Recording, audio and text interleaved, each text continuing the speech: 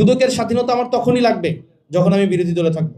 Human rights কমিশনের স্বাধীনতা আমার তখনই লাগবে যখন আমি বিরোধী দলে থাকবো। আমি সরকারি দলে আসলে আবার অবশ্যই এটা লাগবে না। সংবিধান তখনই সংস্কার হয় যখন বিরোধী দলে থাকা যায়, অথবা যখন রাস্তার মধ্যে নামা যায় না, যখন বিদেশে পালাই থাকতে হয়, তখন অবশ্যই সংবিধান সংস্কার করা যায়। কিন্তু যখন সংখ্যাগরিষ্ঠ নিয়ে আমরা সংসদে আসবো তখন আবার সংস্কার করা যায় না।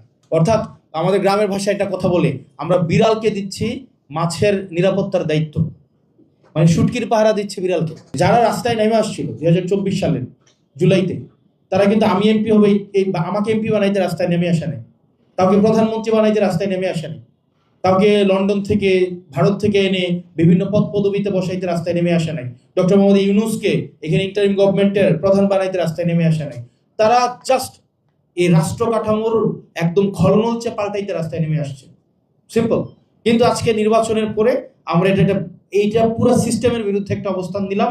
এক্স্যাক্টলি আপনি তখনকার সময়ে আমরা সবাই যেটা চাইছি, বিএনপিও যেটা চাইছে যে হাসিনা এটা করুক, আজকে এটাই আমরা করছি না।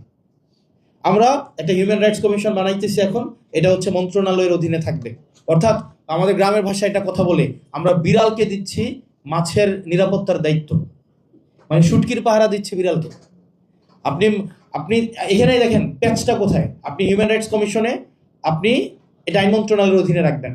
আমাদের এটা জুলাই ফাইটার্সদের একটা ইন্ডেমনিটি দেওয়া হয়েছে না, একটা বিল আনছে, ইন্ডেমনিটি দেওয়া হয়েছে। মানে দেখেন বলা হইতেছে তাদেরকে ইন্ডেমনিটি দেওয়া হবে, কিন্তু এখানে যদি এই হিউম্যান রাইটস কমিশনের এই অধ্যাদেশটা যদি ল্যাপস করে, প্রবলেমটা কোথায় হবে? প্রবলেমটা হবে 2009 সালে যে হিউম্যান রাইটস কমিশনের যেই লটা, সেটা আবার রিএনফোর্স হবে। এটা যদি রিএনফোর্স হয়, তাইলে যেটা হবে, তদন্তের দায়িত্ব কিন্তু পাবে স্বরাষ্ট্র মন্ত্রণালয়। তাইলে পুলিশ হত্যার যে বয়ানটা কিছুদিন পর পর মাঠে নিয়ে আসে, তখন দেখা যাবে কি এটার দায়িত্ব কে পাবে? পুলিশ পাবে। এখন পুলিশ হত্যার তদন্ত করার দায়িত্বটা পাবে।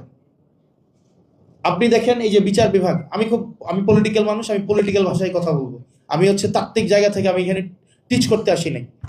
ধরেন একদম সিম্পল বিষয়, একটা জাজ পোস্টিং প্রমোশন আপনি দিয়ে রাখলেন মন্ত্রণালয়ের অধীনে, একজন রাজনীতিবিদদের অধীনে।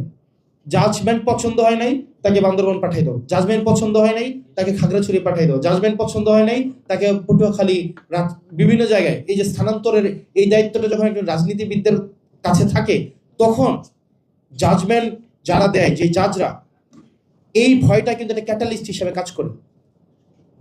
আজকে এইটাকেও নিয়ন্ত্রণ করার ধরনের মেকানিজম তৈরি করা হয়েছে। এখন সমস্যা হয়েছে, আমরা ক্ষমতায় থাকলে, ক্ষমতায় আসলে আমরা যেই কালাকানুন বিএনপির 31 দফার মধ্যে আছে,